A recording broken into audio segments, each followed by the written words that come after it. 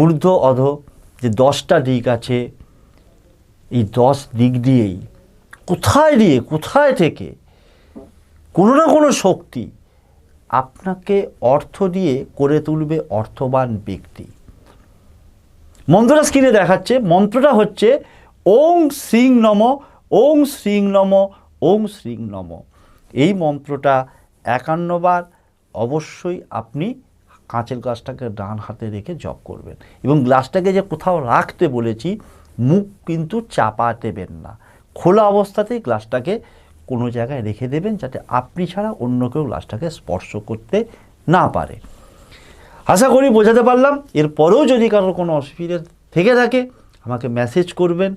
অবশ্যই বলে থাকি পেড কনসালটেন্ট, আর এছাড়াও ফেসবুক এবং ইনস্টাতে জ্যোতিষগুরু দ্রোণাচার্য @জ্যোতিষগুরু দ্রোণাচার্য এই নামে সার্চ করে ফলো করুন, মেসেজ করুন।